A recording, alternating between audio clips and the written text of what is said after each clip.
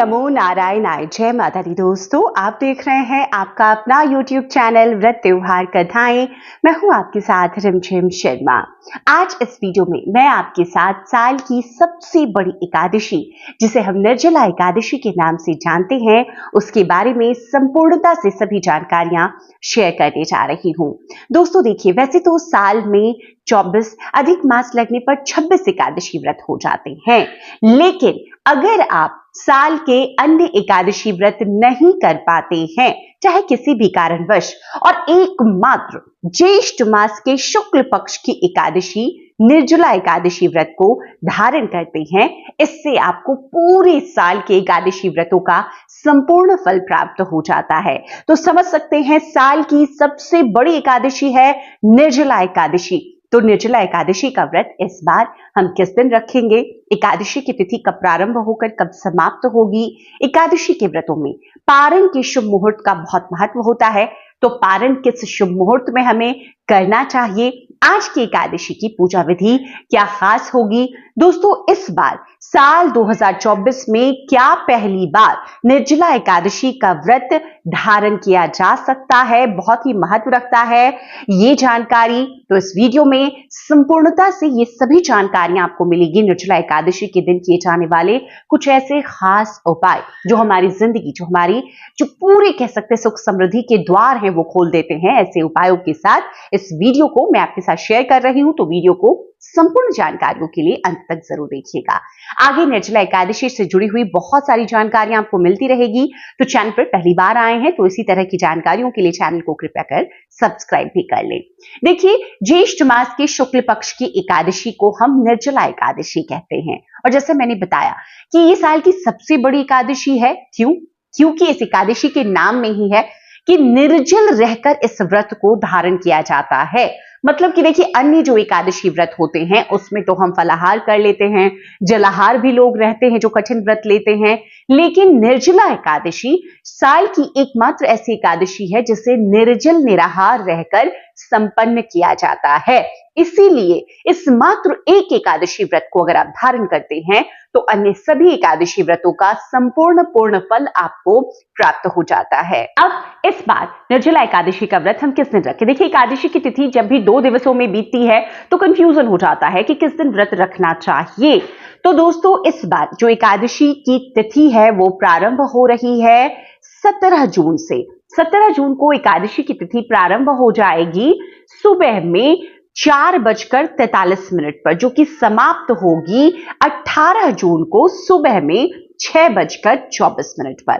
तो ऐसे में देखिए, उदया तिथि में 18 जून को निर्जला एकादशी हमें मिल रही है, इसीलिए निर्जला एकादशी का व्रत 18 जून को रखा जाएगा। अब देखिए, 17 जून को उदया तिथि में मिल रही है, लेकिन ये दशमी युक्त एकादशी है, तो ऐसे में 17 जून को एकादशी निर्जला एकादशी का व्रत नहीं धारण कीजिएगा। 18 जून को ही निर्जला एकादशी का व्रत सभी व्रती धारण करें।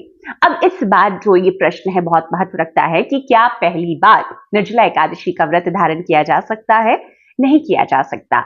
देखिए, अभी शुक्र अस्त है, तो जब भी गुरु या शुक्र अस्त होते हैं, कोई भी व्रत हमें पहली बार धारण नहीं करना चाहिए, उसका फल ही नहीं मिलता है। और निर्जला एकादशी का व्रत इतना कठिन व्रत तो हम करते ही इसीलिए हैं कि अन्य एकादशी व्रत अगर हमने नहीं किया है तो इस कठिनतम व्रत को हम कर लें कि साल की अन्य सभी एकादशी व्रतों का पूर्ण फल हमें प्राप्त हो जाए। तो इस बार अगर आप पहली बार करने की सोच रहे हैं निर्जला एकादशी, तो मत कीजिएगा, क्योंकि शुक्र अस्त हैं। शुक्र 29 जून को उदय होंगे, उसके बाद ही कोई नए व्रत आपको करने हैं। कब से करने हैं शुरू, इस पर अलग से एक वीडियो में शेयर करूंगी, उस वीडियो को भी जरूर देखिएगा। निर्जला एकादशी का व्रत अगर आप पहले से करती आ रही हैं, मतलब संपूर्ण नियमों के साथ में, तभी कीजिएगा। इस बार आपको पहली बार निर्जला एकादशी का व्रत नहीं करना है। हाँ, अगर आप एकादशी का व्रत करती आई हैं, अन्य एकादशी का व्रत, तो आप निर्जला एकादशी का व्रत भी उसी क्रम में कर सकती हैं, कोई दिक्कत नहीं है। लेकिन निर्जला एकादशी का व्रत महिलाओं के लिए बहुत महत्व रखता है। महिलाओं को अपने सुख समृद्धि, सौभाग्यवर्धन, संतान प्राप्ति के लिए जरूर करना चाहिए। निर्जला एकादशी व्रत की जो पीछे की पौराणिक कथा है वो मैं शेयर तो करूंगी, यहाँ पर संक्षिप्तता से बता दूं कि जो पांडवों में भीम थे, वो देखिए खाने के बड़े शौकीन थे, उनसे कोई व्रत नहीं रखा जाता था। अन्य पांडव एकादशी के व्रत करते थे और भीम नहीं नहीं करते थे। तब उनके गुरु महर्षि व्यास ने उन्हें एकमात्र एकादशी निर्जला एकादशी व्रत करने का सलाह उनकी दी थी और तब उन्होंने इस व्रत को पूरे विधान के साथ निर्जल निराहार रहकर संपन्न किया और इस एकमात्र व्रत करने से उनको संपूर्ण एकादशी व्रतों का फल प्राप्त हुआ। इसीलिए इस एकादशी को देखिए भीमसेनी एकादशी के नाम से भी जाना जाता है। तो इस नाम को बताने के लिए संक्षिप्तता से मैंने ये कथा भी आपके साथ शेयर की। आगे मैं इसकी जो पौराणिक कथा है निर्जला एकादशी की, भीमसेनी एकादशी की, आपके साथ शेयर करूंगी। अब देखिए आज की एकादशी बहुत महत्व रखती है। शुभ मुहूर्त तो मैंने आपके साथ बताया। आज की जो पूजा विधि होती है वो आपको पूरे विधि विधान से भगवान श्री हरि विष्णु नारायण की करनी है माता लक्ष्मी समेत। एकादशी के व्रतों में देखिए और क्या पूजन है जो बहुत महत्व रखते हैं, जैसे कि तुलसी पूजन बहुत महत्व रखता है, पीपल पूजन बहुत महत्व रखता है। तो आप ये दोनों कार्य भी जरूर कीजिएगा। एकादशी की तिथि में दान के कर्म बहुत महत्व रखते हैं। तो आगे मैं बताऊंगी कि आज निर्जला एकादशी के दिन आपको क्या दान जरूर करना चाहिए अगर बहुत ज्यादा नहीं करते हैं तो। अब आज की पूजा विधि क्या होगी? सुबह देखिए अन्य दिनों की तरह ही हमें जल्दी सवेरे उठना चाहिए।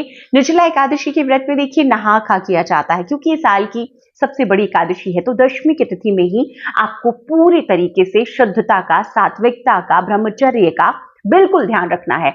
मतलब दशमी की तिथि में शुद्ध सात्विक, आपको सिर धोकर नहाना है, हेड वॉश लेना है। आपको आज के दिन शुद्ध सात्विक भोजन करना है, तामसिक भोजन नहीं करना है। जो चीजें तामसिक की श्रेणी में आती है उन सब चीजों का भी त्याग करना है। चावल का त्याग करना है। हो सके तो दोपहर तक का ही भोजन ग्रहण करें, शाम के भोजन का भी त्याग कर दें। इसके बाद ब्रह्मचर्य का पालन जरूर करें, स्त्री हो या पुरुष हो।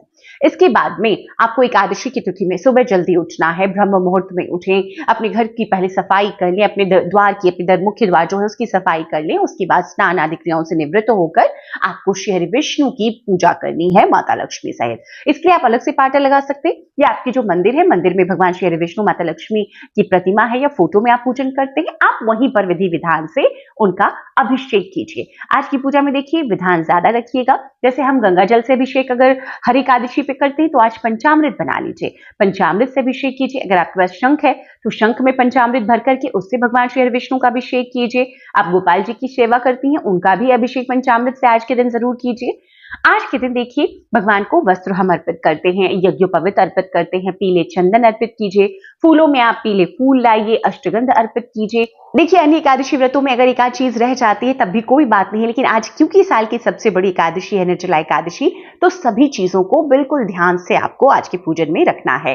पीले पुष्प ले आए, जो भगवान के पसंदीदा पुष्प हैं। अगर आज हो सके तो भगवान को तुलसी पत्रों की एक माला अर्पित करें। आज के पूजन में देखिए तुलसी पत्र आपको एकादशी की तिथि में नहीं तोड़ने हैं, तो पहले से तोड़ करके जरूर रख लेना है और जरूर अर्पित करना है, क्योंकि भगवान श्री हरि विष्णु तुलसी दल के बिना जो भोग होता है वो स्वीकार नहीं करते। एकादशी की तिथि है तो भोग आपको जो है अन्न का भगवान श्री हरि विष्णु को या ठाकुर जी को नहीं लगाना चाहिए। तो आप भोग में फलों के, मीठे रसीले फलों का भोग लगाएं या शुद्ध सात्विक दूध से बनी हुई मिठाइयों का भोग भी आज एकादशी की तिथि में आप लगा सकते हैं। मीठे रसीले फलों का आज बहुत महत्व है। निर्जला एकादशी के पूजन में आपको घड़े का एक जरूर आपको दान करना है और वो घड़ा जो है आपको अपनी पूजन स्थल पर जल से भरा हुआ घड़ा आपको रखना है। उसमें कुछ मीठा डालें, उस पर ढक्कन पर ही आप ऊपर मीठा डाल सकते हैं, आप जल को भी मीठा कर सकते हैं। देखिए जल के अंदर नहीं डालना चाहिए, उससे कहते हैं कि वो घड़ा खराब हो जाता है, ठंडक जो जिस तरह से होनी चाहिए वो नहीं होती है। तो आप ऊपर में ही चीनी रख दें या उसके ढक्कन पर ही रख दें। तो इस प्रकार से एक जल कलश बनाएं, जल कलश पर आप स्वास्तिक बना लें। आप आज के दिन अपने घर के लिए जल कलश ला सकते हैं। आप ब्राह्मण को दान देने के लिए एक जल कलश जरूर पूजन स्थल पर रखेंगे। भगवान श्री हरि विष्णु की विधि विधान से ठंडे रसीले मीठे फलों से भोग लगा करके पूजन किया आपने। इसके बाद में शुद्ध घी का दीपक आपको लगाना है। इसके बाद में आज की व्रत कथा, निर्जला एकादशी की व्रत कथा पढ़नी है। आज निर्जला एकादशी है तो आज आपको ज्यादा से ज्यादा भगवान श्री विष्णु के मंत्रों के जप में रहें। आप विष्णु सहस्त्र नाम का जाप करें, विष्णु चालीसा पढ़ें, माता लक्ष्मी के निमित्त उनके मंत्रों का जप करें। देखिए आज की एकादशी में आप माता लक्ष्मी को बताशे का भोग लगा सकते हैं, मखाने का भोग लगा सकते हैं, क्योंकि उनको बहुत प्रिय है सफेद भोग। इसके बाद में देखिए तुलसी माता को देखिए आज जल से सिंचित हम नहीं करेंगे, लेकिन बाकी विधान रखेंगे, जैसे कि हम सिंदूर अर्पित करेंगे, पुष्प अर्पित करेंगे, हम दीपक अर्पित करेंगे। तो इस प्रकार के विधान तुलसी माता में हमें जरूर पूजन में रखना चाहिए। तुलसी माता में शुद्ध घी का दीपक आज आपको सुबह की पूजन में और शाम की पूजन में भी लगाना है। परिक्रमा आज जरूर करनी है। ओम नमो भगवते वासुदेवाय नमः इस मंत्र को बोलते हुए तुलसी माँ की परिक्रमा सुबह भी और शाम की आरती में भी जरूर करें। तो इस प्रकार से विधि विधान से आपने कथा पढ़ ली, उसके बाद भगवान की आरती करनी है और इसके बाद में आप आज के दिन देखिए निर्जला एकादशी है तो निर्जल निराहार ही रहना है। निर्जला एकादशी के नियम अलग से आपके साथ शेयर करूंगी, इसे एक वीडियो में नहीं कर सकती, वीडियो बहुत लंबा हो जाएगा। अब विधि विधान से आपने पूजन कर लिया। आज के दिन में दान में आपको यही मीठे रसीले फलों का दान करना है और वो जो जल कलश है, पूजन के बाद वो जल कलश आप किसी मंदिर में दान कर सकते हैं, किसी पंडित को, किसी जरूरतमंद को भी आप दे सकते हैं, क्योंकि देखिए मंदिर में बहुत सारे दान के इस तरह के जल कलश आते हैं, तो जिनको जरूरत है ना उनको भी देने से और ज्यादा पुण्य फलों की प्राप्ति होती है, तो आप उनके लिए भी दान कर सकते हैं। अब दोस्तों आज देखिए पारण का शुभ मुहूर्त, आज आपने पूरे दिन निर्जल निराहार रहकर व्रत किया। अब जो लोग निर्जल निराहार नहीं रह सकते वो जलाहार रह सकते हैं या फलाहार भी रह सकते हैं, कोई दिक्कत नहीं है।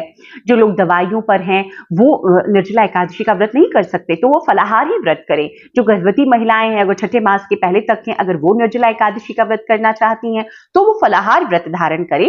अगले साल बेशक आप निर्जल निराहार कर लें, अगर आप पहले से करती आई हैं निर्जल निराहार व्रत, लेकिन इस साल क्योंकि आप गर्भवती हैं, आप बीमार हैं, महिलाओं के लिए खास ये है चीजें ध्यान देने योग्य, तो आपको जरूर फलाहार या जलाहार रहकर ही इस व्रत को करना चाहिए। अब पारण का शुभ समय नोट कर लीजिए। देखिए 17 तारीख को द्वादशी तिथि जो है ना वो 7:28 पर सुबह की समाप्त हो जाती है, तो सुबह 7:28 के पहले द्वादशी तिथि के समाप्त होने के पहले निर्जला एकादशी व्रत का पारण आपको जरूर कर लेना है। तो पारण का शुभ मुहूर्त भी हो गया। ये सभी जानकारियां बहुत महत्व रखती है, तो सभी जानकारियों को इस एक वीडियो में मैंने शेयर किया है। निर्जला एकादशी की पूजा विधि भी मैं आपके साथ शेयर करूंगी, तो उन वीडियोस को भी आगे जरूर देखिएगा। इसी प्रकार आपको अपने YouTube चैनल व्रत त्योहार कथाएं पर बहुत सारी पूजा पाठ व्रत त्योहारों की जानकारियां प्राप्त होती रहेंगी, तो उन जानकारियों के लिए चैनल को सब्सक्राइब कर लीजिए, नोटिफिकेशन के लिए बेल बटन प्रेस कर दीजिए ताकि जब भी मैं कोई वीडियो शेयर करूं उसकी नोटिफिकेशन आपको सही समय पर प्राप्त हो सके। वीडियो देखने के लिए बहुत बहुत शुक्रिया। जय माता रानी, जय श्री हरि विष्णु।